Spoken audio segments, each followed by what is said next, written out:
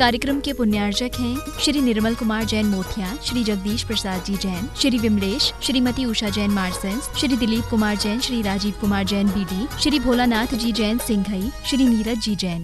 देखो चंवर सब नहीं ढुला सकते हैं, चंवर ढुराने के लिए भी बड़ा पुण्य चाहिए है। चंवर उस पुण्यात्मा के ऊपर ढुराई जा रहे हैं जिसने संपूर्ण पापों का त्याग कर दिया है, जिसकी संपूर्ण शत्रुता नष्ट हो गई है, जिनकी संपूर्ण क्या कर्म नष्ट हो गए हैं, जिनकी 4 घातिया कर्म नष्ट हो गए हैं, उन देवादिदेव परमात्मा के ऊपर 1 नहीं, 2 नहीं, 3 नहीं, स्वीत दूध की धारा के समान स्वर्ण बन के 64 चंवर ढुराए जा रहे हैं। ढुराने वाला कोई सामान्य नहीं है, चंवर को ढुराने वाला भी कौन? देव। विचार करो, देखिए जिसकी रक्षा, जिसकी सुरक्षा ये मनुष्य लोग नहीं कर पाते, उसकी सेवा में देवों का आगमन हो रहा है और देव स्वर्ग से वे चंवर लाए हैं। जिन चंवर को ढुरा रहे हैं वो देखने से ऐसा प्रतीत हो रहा है कि भगवान के ऊपर तो सुमेरु पर्वत से श्वेत वर्ण की दुग्ध की धारा ही झर रही हो, दुग्ध की पंक्ति ही झर रही हो। इसलिए देखिए चंवर की विशेषता तो देखिए, देव चेतन है, चंवर अचेतन है।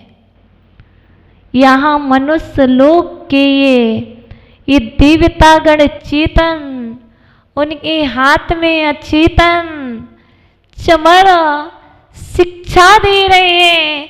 प्रकृति का एक कण हमारे लिए शिक्षा देता है और वो चंवर तृतीय प्रतिहार चंवर बोल रहे हैं, होले होले बोल रहे हैं, देखो मैं परमात्मा के चरणों में झुका हूँ, इसीलिए मैं ऊपर उठा हूँ।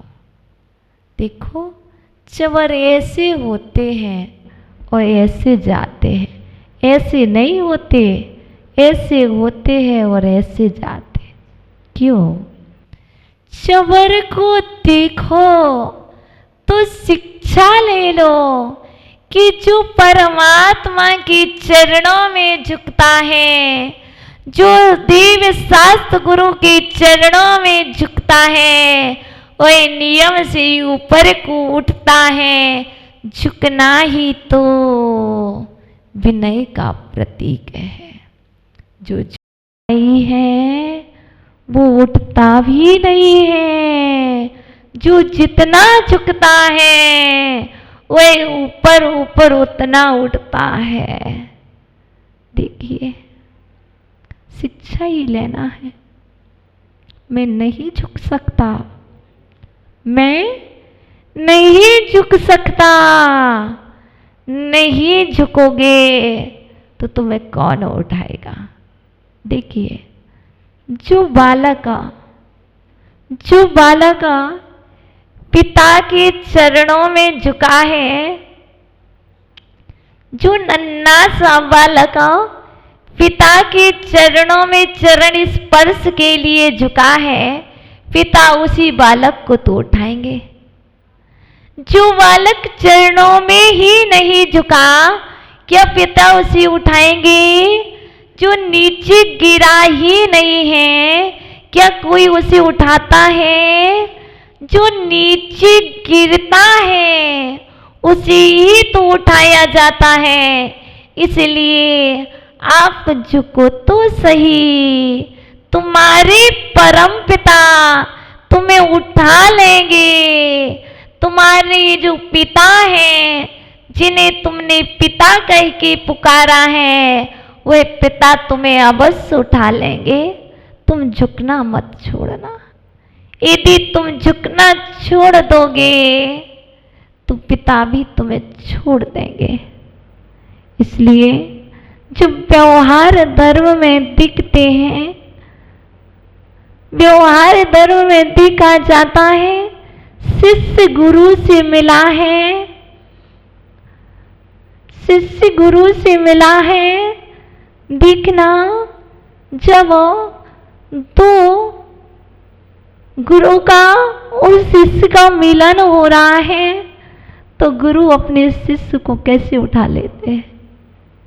आपने देखा होगा आचार्य भगवान विराट सागर जी को, आचार्य भगवान विशुद्ध सागर जी को मैंने अपने गुरुदेव को दादा गुरु से मिलते हुए देखा। जब गुरुदेव चरणों में झुकते हैं तो दादा गुरु भी गुरुदेव को उठा लेते हैं। जब व्यवहार नए में उठाया जाता है तो जब निश्चय नए में झुकोगे तो अंदर में ऊपर ही उठोगे। ये परम सत्य है। जैसे गुब्बारा जितना नीचे आता है, बलून जितने नीचे गिरता है, उतना ही तो ऊपर उठता है। यदि बलून नीचे ना गिरे, इतना हल्का ना हो, तो इतने ऊपर भी नहीं जा सकता है। इसलिए मुझे तो पृथ्वी के एक एक कण से, प्रकृति के एक एक कण से शिक्षा लेना है। देखो ये पृथ्वी कितनी क्षमाशील है। यदि क्षमा को धारण करना है तो पृथ्वी से सीखो। यदि हमें सेवा करना सीखना है तो गुरुओं से सीखो। यदि हमें माँ जैसी ममता सीखना है तो माँ को देखो और सीखो। इसलिए आप चबर को देखो और शिक्षा लो, क्योंकि जिसने प्रभु के चरणों में, प्रभु के ऊपर 64 चवर डुराए हैं, वही एक ना एक दिन प्रभु के समान बने हैं। इसलिए शत्रु को अंत करना है, शत्रु को स्तंभित करना है तो हमें अपने आप को स्थिर करना होगा। जब तक हम स्थिर नहीं होंगे तब तक हम शत्रु को स्तंभित नहीं कर पाएंगे। स्थिर कैसे होना है? बैठ कर के स्थिर नहीं होना है, अंदर में स्थिर होना है। भक्तंबर स्तोत्र में स्थिर होना है। 30 नंबर काव्य में स्थिर होना है। 31 नंबर काव्य में स्थिर होना है। देखिए चवर दोनों साइड से ढुराए जाते हैं, एक साइड से नहीं ढुराए जाते। इसी तरह ये जो दो काव्य हैं, कौन कौन से? 30 और 31, ये दोनों काव्य दोनों प्रकार के शत्रुओं को नष्ट करने वाले हैं। एक अंतरंग शत्रु और एक बहिरंग शत्रु। जो बाहर के शत्रु हैं उनको बाहर रोक देते हैं, जो आंतरिक शत्रु हैं उनको अंदर में ही रोक देते हैं, स्तंभित कर देते हैं। इसलिए आप इन द्वय काव्यों का सहारा लो, आपके शत्रु वहीं पर स्तंभित हो जाएंगे। मैं आपको एक सत्य घटना से अवगत कराएंगे।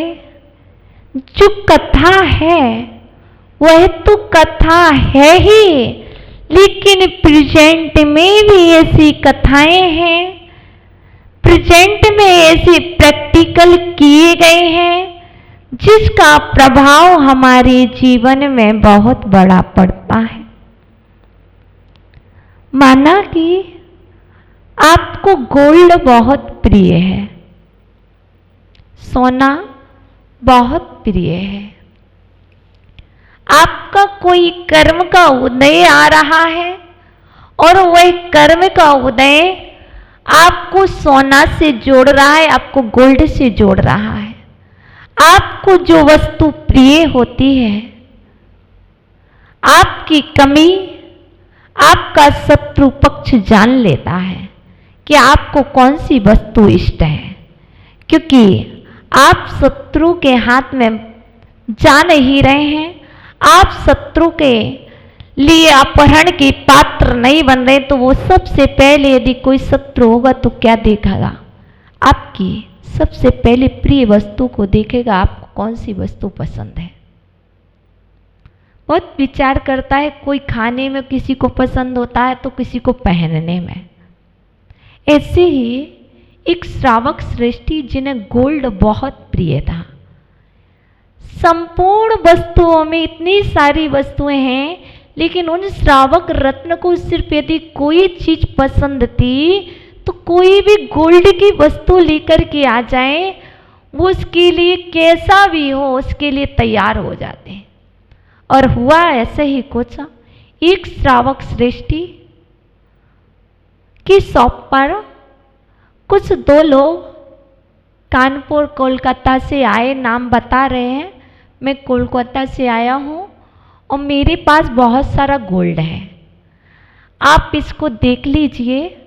पर वो सोनार नहीं है, वो जोहरी नहीं है जिसके यहाँ ले गए, कोई श्रावक ही है, जैन श्रावक है, ले गए। आप इसे लेना चाहेंगे क्या? मुझे पैसे की बहुत आवश्यकता है, मुझे अपनी बेटी की या अपनी बहन की शादी करना है और मैं इस गोल्ड को बेचना चाहता हूँ, आधे से आधे में दे दूंगा। सोचिए, समझदार होगा तो कहेगा ये मेरे पास क्यों लाया, क्योंकि ये तो गोल्ड किसके यहाँ बेचा जाता है? जोहरी के यहाँ। पर वहाँ नहीं गया तो वैसे संकेत तो पहले से ही घटना दे रही है, फिर भी हमारे अंदर में लोभ होता है और हमें गोल्ड प्रिय होता है, क्योंकि हम जोहरी के यहाँ से लेंगे तो पूरा पी लगेगा, इतनी रात वादे में हम ग्रहण कर लेंगे और वह व्यक्ति उसे पसंद कर लेता है और कहता है कि चलो हम जोहरी के पास चलेंगे, हम आपसे ले लेंगे।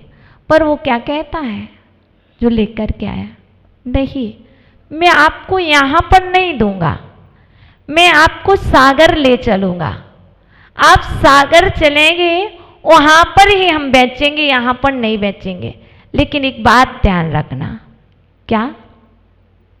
आप आना, आप अपनी बीवी को लाना और आप अपनी छोटी बेटी को लाना, जो आपकी नन्ही सी कली है, आप आना, आप अपनी बीवी को और अपनी बेटी को लाना और किसी को नहीं ले आना साथ में। फिर भी जब तक कर्म, अशुभ कर्म का उदय आता है तो व्यक्ति को समझ में कुछ भी नहीं आता है। और हुआ कुछ ऐसा ही, वो व्यक्ति बहुत दूर से 75 किलोमीटर दूर से सागर भी पहुंच गया।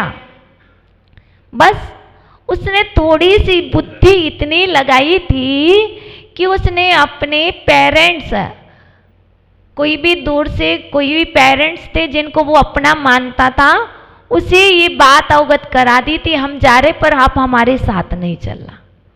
वो भी पहुंच गए, सब कुछ हो गया। उसके बाद उस व्यक्ति ने इतना घुमाया, बहुत घुमाया,